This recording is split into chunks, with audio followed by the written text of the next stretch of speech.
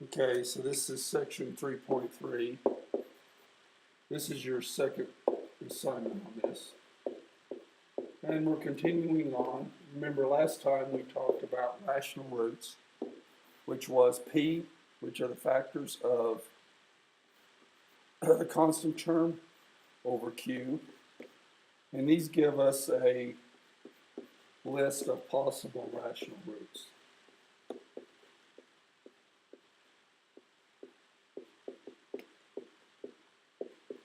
All right? And then to figure out which ones we did, then we did synthetic. If the remainder was 0, then it was a rational root. If it wasn't, then it was not a rational root. I'm going to give you another little trick here. That gives you basically sort of a hunting license. It tells you where to go look for things. And it's called Descartes' rule of sign. Rule of signs. And this is really kind of a slick little trick. Now what this does, this tells you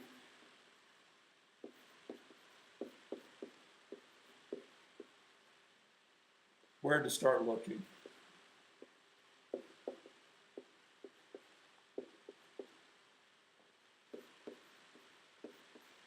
And oftentimes it also tells you when you found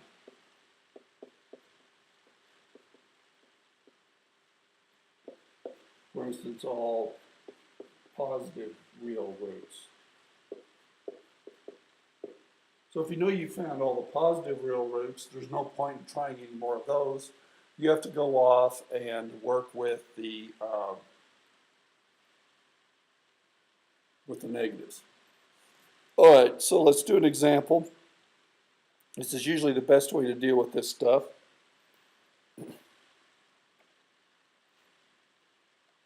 So our polynomial, and we're looking for zeros, is 2x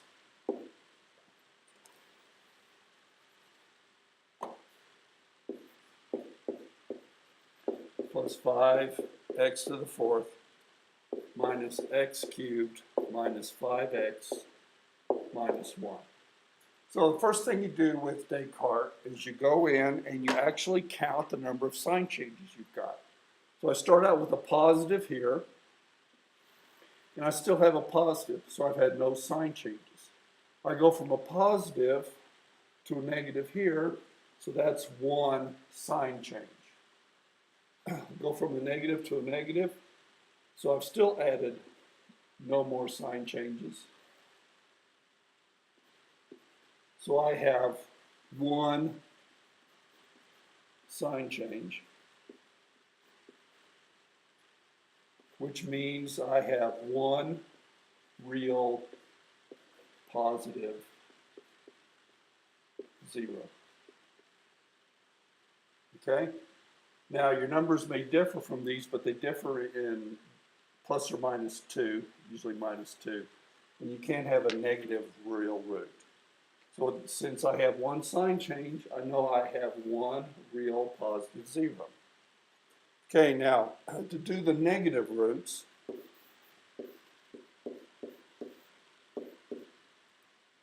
you basically put a negative in. Now if you put a negative in to here, take it at even power, you're going to end up with the same power. Okay? And same way in here, I'm still going to end up, because the negative to the fourth is still a negative.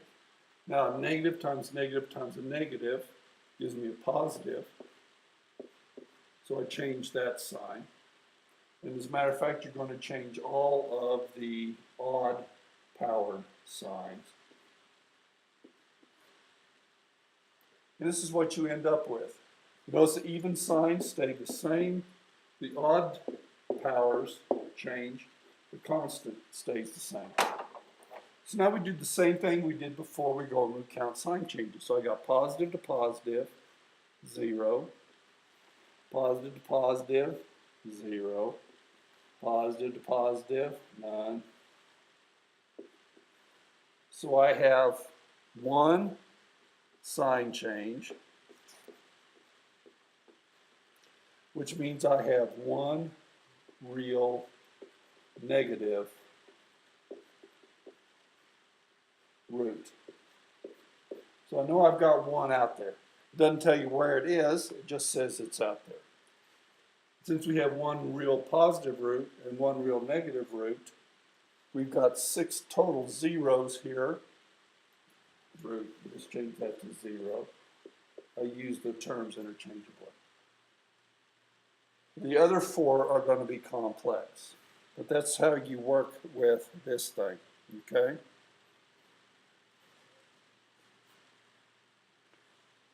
And so the whole point then is, once you've done all of this, so once you found all of the roots, you found all real roots,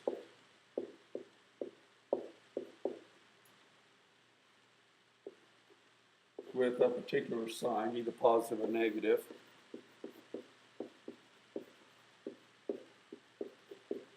you stop looking for them.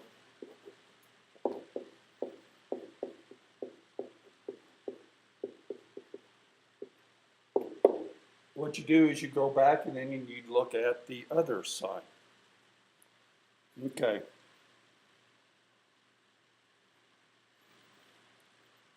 And now the other thing we can do once we do all of this is we can figure out upper and lower bounds on our roots. In other words, it can tell me what's above and below me, and I'm going to work examples of all of these things. But to do this, you use synthetic on possible rational roots, which you found using the stuff we did in the last section. This is using the rational root theorem, P over Q.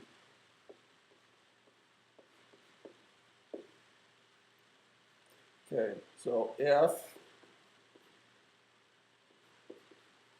the possible 0,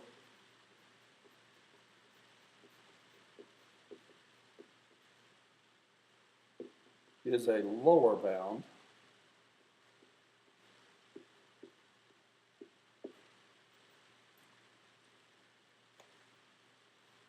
Then your entries at bottom of synthetic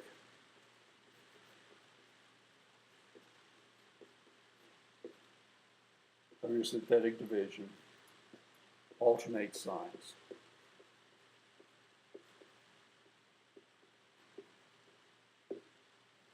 Okay? And now the opposite is true.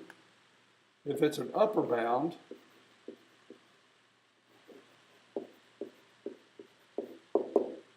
then the entries at bottom of synthetic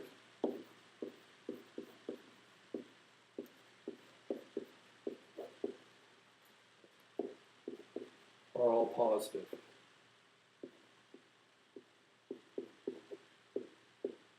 If it doesn't meet one of these two patterns, then it's neither an upper or a lower bounds. And again, you can use these to eliminate. If you know what an upper bound is, then any possible rational roots above that are not going to be used. So you can use this to eliminate possible rational roots to try.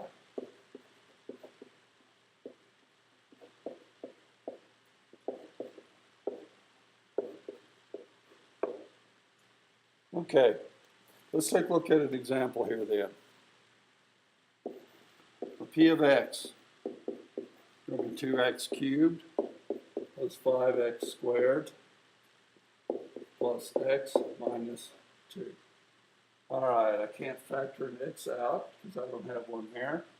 So I'm going to have to come back in and actually work with this kind of thing.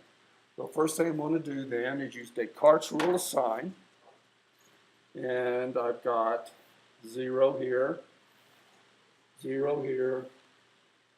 So I've got 1 sign change, so I have 1 positive real root. Once I've found it, I'm not going to look for any more. Okay, now we need to deal with the negatives. So remember, you change the sign of the odd one, so that'll be negative 2x cubed plus 5x squared minus x minus 2. So I go from a negative to a positive, so that gives me 1, 2. So I have 2, or now I could potentially have 2 complex roots. So it's going to differ. So I'm going to have 2 or 0 negative real roots. And if I had had 4 sign changes, then it would have been 4 or 2 or 0. If I had had 3, it would have been 3 or 1. All right? Now, so the question is, we know we've got 2 or 0. Well, what good is that? What that tells us then, if I go in and I find one negative real root somewhere or other, then I'm going to have another one, and I need to go out and look for it. Okay, so we've got our positive, our possible, or the number of positive and negative real roots.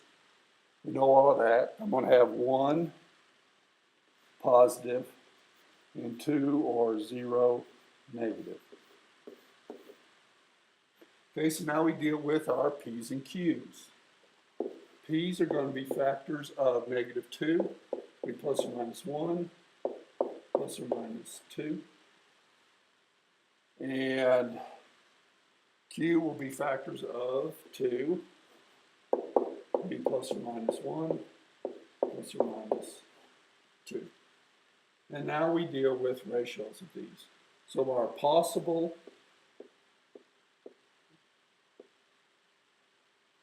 rational roots then is going to be plus or minus 1 over 1, which gives me plus or minus 1, and then plus or minus 2 over 1, which is plus or minus 2. Then I take this, and I'm about plus or minus 1, or excuse me, I've taken this and this to this. So now I need to take this to these. And so now what I've got then, I'm going to have plus or minus 1 over, which is plus or minus 1/2.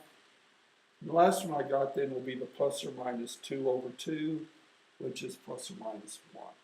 So I've got 3 possible. It's going to be plus or minus 1, plus or minus 2, plus or minus 1/2. So the question then is, we've got to start somewhere or other with this.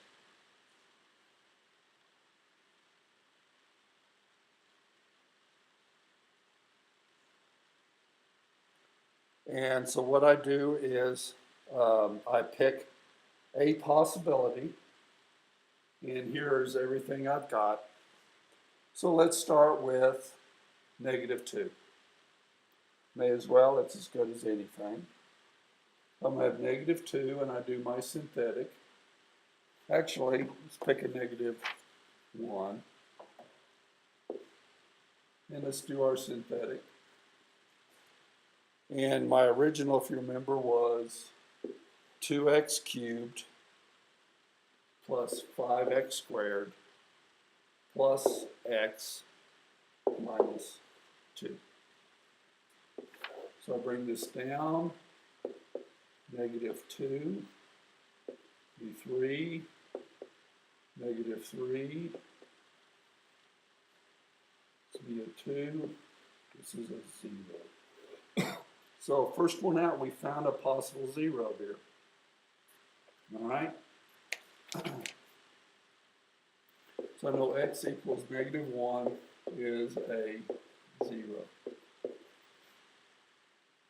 But when I look at this, you notice I didn't alternate signs, and I also didn't alternate, or they're not all positive.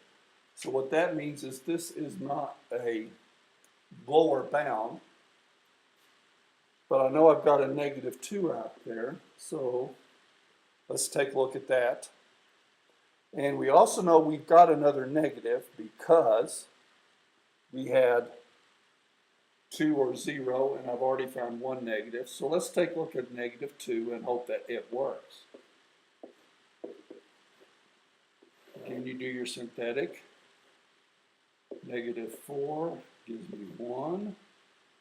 -2 gives me -1.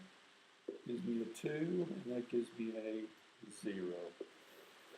So there we go. -2 is also a 0. Okay, we found our two real, or my two negative real roots. We know we had 2 or 0, we found both of them. So there's absolutely no point now in going on and dealing with the other one. Okay, but let's come down and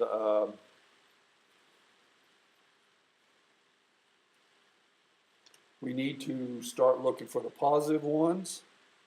And so what we would deal with here is let's start with the 1.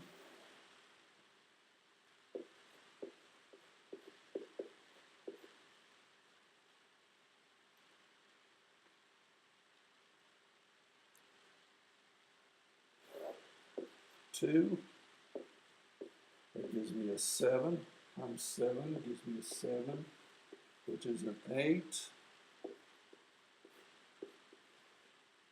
All right, I know this is not a 0, but if you take a look, these are all positive, which means that that is my upper bound. I'm not going, so there's no point now in trying 2, because I know it can't go up above there. So my other one then is going to have to be positive 1/2. So x is 1/2 is my third root, and that's my positive one.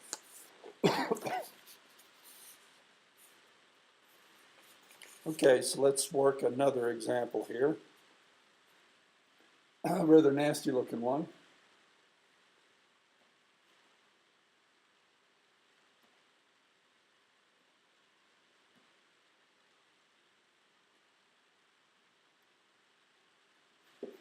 So I've got 2x to the 4th plus 3x cubed minus 4x squared minus 3x plus 2. We've got to find all our zeros. Don't know about you, but I cannot factor this one. So again, we start out and let's use Descartes first. So I've got no sign changes. There's 1, none there. There's another 1. So I'm going to have 2 or 0 positive real roots. And then we do the negative. Remember, you change just the signs of the odd powers.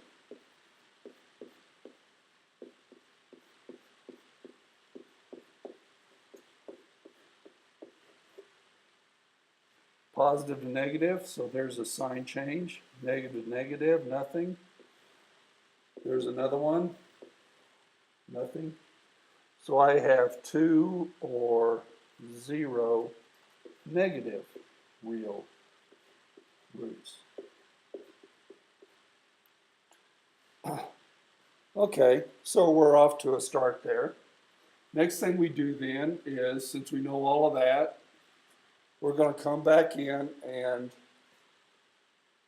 deal with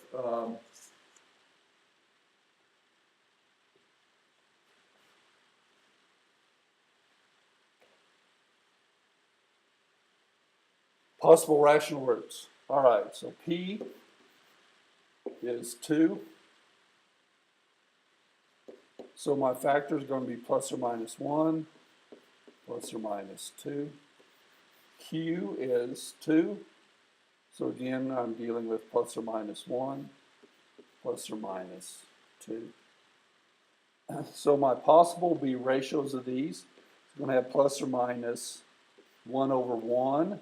Then I would have plus or minus 1 over 2. And then I will have plus or minus 2 over 1, which gives me plus or minus 2. And then plus or minus 2 over 2, which is the one we already have. So there's our hunting list. And we know we've got 2 or 0 positive and 2 or 0 negative. So let's come in and try one of these, and I'm going to try -1 to see how it works. So -1, and then I put down my coefficients. You notice I've got all of my terms here, so I don't have to pad it with a 0. 2, 3, -4, -3, 2, bring it down, -2, 1, -1 is -5, that gives me 5, which gives me a 2, be a -2. Bingo, we've got a root, because my remainder is 0. So I know x equals -1 is a 0. But because we didn't alter signs, down here, but it's not a lower bound. In other words, I've got one below it. Well, what this tells us then is the only other possible negative that's below -1 would be this one. So let's give this a try. Now,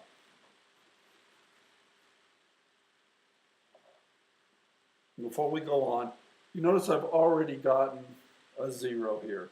So what I want to do then is let's go in and use my reduced form of here. We start out with a fourth, so this is going to be 2x cubed plus x squared minus 5x plus 2. All right? And this is what I want to do my synthetic on. So let's take a look at my -2. You could do it on the other one too if you wanted to.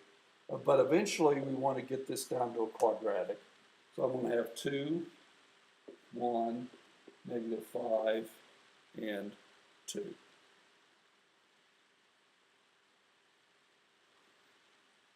And if you went through and did your rational roots, you would find we have the same possible ones here. So I bring my 2 down, it gives me a -4, which is -3. Gives me a 6, which gives me a 1, -2, which is a 0. So there is my other possible rational root. And now I'm down to a 2x squared minus 3x plus 1. Now we've got our two negatives, so the other ones are going to be positive. And you have a choice here. You can either continue to go on with hunting and pecking, or you can factor the quadratic, which is what I would recommend. And we're going to have a -1 and a -1. You factor this out, I'm going to have 2x squared. I have minus 2x minus x gives me that, plus 1. So now I've got 2x minus 1 equals 0, and x minus 1 equals 0. So x equals 1 will be a 0, and x equals 1/2. And there are my two positive ones.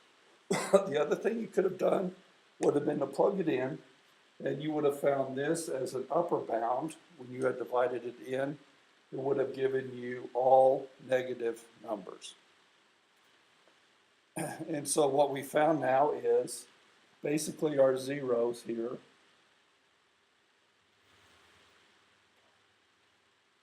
and our answer basically is that our zeros are at x equals -2, -1, 1/2, and 1.